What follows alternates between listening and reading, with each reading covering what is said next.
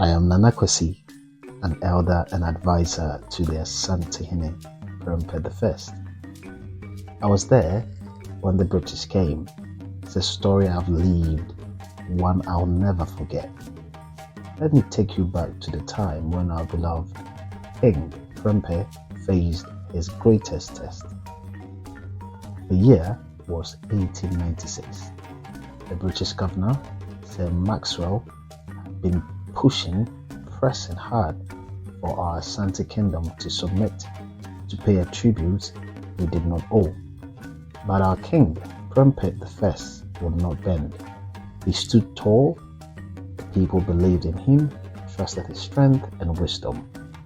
And oh, how he loved his people, where their heart was deep as the sacred Lake Bosomtwe. But the British were not used to hearing no. One day, we heard rumors that soldiers would come. I remember sitting with Prempeh in the royal palace, the room thick with tension. His mother, Nana Kobi, was by his side, her face calm, her hand resting on his shoulder. "My son," she said softly, "our people look to you. Stay strong, but stay wise. They may seek to remove you from here, but no one can remove you from the hearts of your people." The words stayed with Prempeh, but so did his promise not to hand over his kingdom. Soon, the British soldiers came. They took Prempeh from us, our king, our son, our hope. They led him away from the palace, out of the land, and far across the ocean to an island called Seychelles. It was an exile. They thought they would break him. In Seychelles, years passed slowly, heavy as stones. Still, Prempeh kept his spirit alive. He sat each day under the coconut palms, looking at the horizon, the sun dipping into the ocean, dreaming of his return. He was a king without a throne, but his heart never left Asante. Back in Asante, we waited and hoped. Young Yabuache would sit with the elders, whispering, "Our king will return. He has to." And every time we saw the moon rise, we knew Prempeh was watching the same sky across the sea.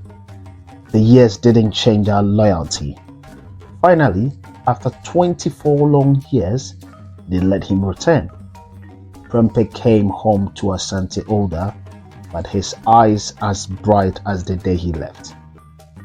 The people gathered, drums beating, voices raised in songs of welcome. We had our king again, and nothing, not even exile, had taken him from us. Asante stood strong, proud as it always had, with Prempeh I leading once more.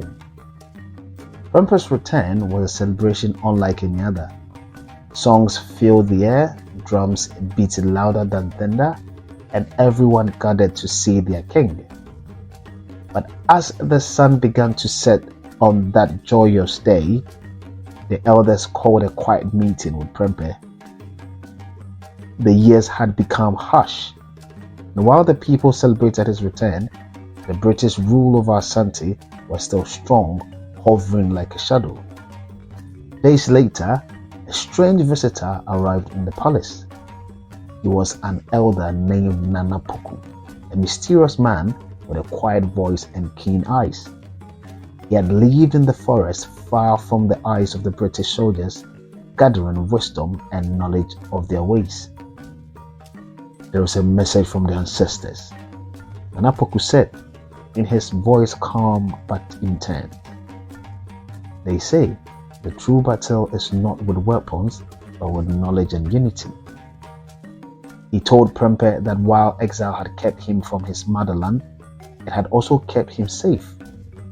Now, there were whispers among the people of rebellion, small acts of defiance growing stronger, the Asante spirit rising. To be a king is not to simply wear a crown, Napoku reminded him, but to guide your people in peace as well as in war. A twist emerged. While in exile, Prempeh had not only gained strength but also insight into how the British governed. He knew their strategies, their weaknesses, and he now saw that the Asante could resist not by outright confrontation but by finding power within themselves, growing in unity, and preserving their culture in the face of colonial rule. So Prempeh gathered the Asante people, and instead of urging rebellion, he inspired them to focus on what made them strong: their traditions, their wisdom, and their unity.